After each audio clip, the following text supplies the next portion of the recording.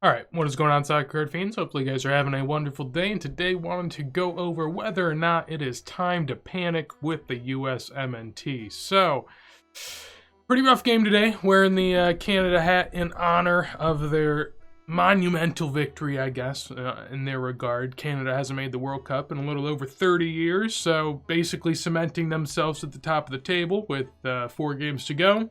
Seems like they're going to be involved, so congratulations to them. We'll start it off with that. As for the USMNT, is it time to panic? Short answer, maybe.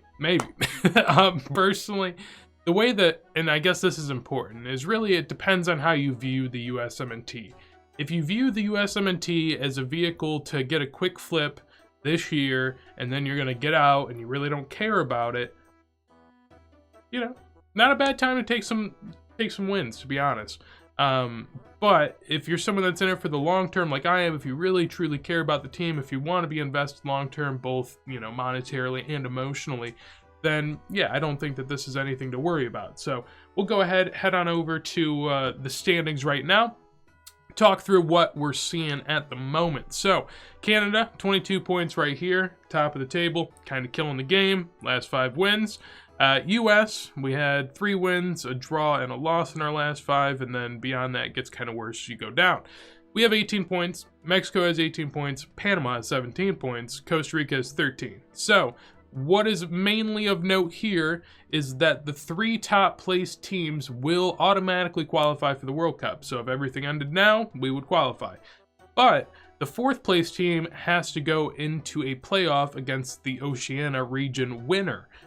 So, with that, we don't want to be in 4th place. 4th place would mean that, again, we have to go play a winner of Oceania, which is a playoff game to get into the World Cup. So that is what there is to fear. Essentially, right now, we're playing for one of these 3 spots. We really can't get first. We could theoretically, but likely not. So, we're playing for 2 spots out of the 3. And so with that, there is potential that this goes south. Now, Mexico, it is important to note that in their next game, they will be playing Panama, so these 2 teams will be facing off, while in our next game, we play Honduras. Honduras has 3 points from the table. They've drew 3 and lost 7, and we're playing them at home. So if we don't win that game, that's an abysmal result, and I will be even more furious than I am already. So, in theory, next game we should win. If that happens, then Mexico and Panama will take some points from each other, and that's good. Now the problem is, going into our last window, where we play 3 more games at the end of March, if we look at our schedule, we have to play Mexico on the road, then we have to play Panama, and then we have to play Costa Rica on the road. So we'll be playing the 3rd place team, the 4th place team, and the 5th place team. So we'll be playing some very good teams. So Honduras is a must win if we want to have, a much better chance of not finishing 4th. If that goes poorly, you never know. And that's kind of where I'm at right now. I'm a little nervous, so we'll just put that out there. I am not feeling incredibly great. What's been the problem for me has been Greg Berhalter, our coach. Throughout this entire qualifying cycle, I've not been too much of a fan of what I've seen from him. We've scored 13 goals in all of our games so far, which I believe we've played 10 games, so that's not really all that impressive, especially when there are times where we're playing opposition that is much, much lower than we are. And beyond that, we barely ever score in the first half. I would dare to say out of the 13 goals, 3 are probably first half goals, maybe 4.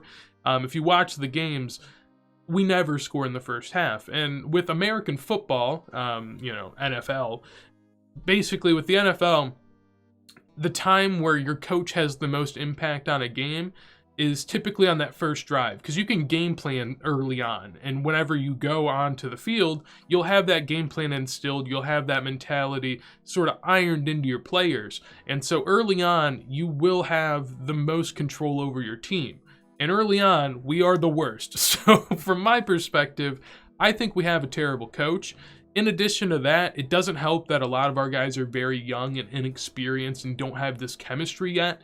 So we don't have chemistry. We don't have a team that's, you know, veteran leaders that really know what they're doing and have been through this before. And then we have a coach that really doesn't instill confidence and doesn't really have too much of a tactical genius. He honestly gets out-coached by a lot of different competition that we have in CONCACAF, and that's problematic. So in the short term, in this year's view, I don't really expect too much from the US. If you guys are going into the World Cup expecting the US to be world beaters, which is pretty wild, but if you even expect much of them, like getting past the quarterfinals or something like that, you know, that's just pump the brakes. Pump the brakes. This is a really young team. From what I've seen, the coach doesn't have the ability to really coach them up to the point where I would feel confident. And with their natural abilities and the chemistry that we have right now, there's really not a lot of things that instill a ton of confidence in me. And so with that said, you know, if you want to take some profits right now, if you want to take some profits heading into the World Cup, I recommend to do that. Honestly, the way that US soccer works and the way I feel a lot of people view US soccer, they probably care less about overseas performance than they should. They don't follow the players as much as they truly should. And from my perspective, I love following the players. Like Serginho Dest's time at Barcelona, it's been tough and it's been sort of riddled lately, but it's really fun to watch. Chelsea with Pulisic, same thing, kind of just a rough scenario. But, you know, I follow it. I'm into it. Juve with Weston McKennie, Gio Reyna, I really love, as some of you may know. But I really care about these guys and I really want to watch them abroad. So for me, whenever there's this dip next year, which I believe there most certainly will be with US guys, because there's not a World Cup for 4 years, there's not that excitement that's festering. When that dip happens, I'll be here buying, I'll be here still enjoying it. If you're not going to be here, you know, maybe start to inch your way out of the back door. Yeah, but for me, I'm going to be here. Sure, I'll sell some things this year. Sure, I'll buy some things this year. There's always that sort of trade-off that I'm, you know, partaking in. But if you're someone that doesn't really want to be here, you know, this is sort of just a wake-up call. We're not that good. We just lost to Canada 2-0. Sure, we were on the road. Sure, we had more shots. Sure, we had better possession. But we aren't some crazy team that, you know, everyone's going to universally rally around and love and be invested in. When a lot of these people get into the USMNT and start to enjoy the US and the World Cup this year, you know, knock on wood, assuming that happens, if it does, if all things go well, these people will like the World Cup. They'll like watching these guys. Maybe they find a guy or two that they then start to watch overseas, but they're not going to be diehard fans that really, really, truly care about these guys year in, year out, whatever club situation it is. They're not going to be following all that.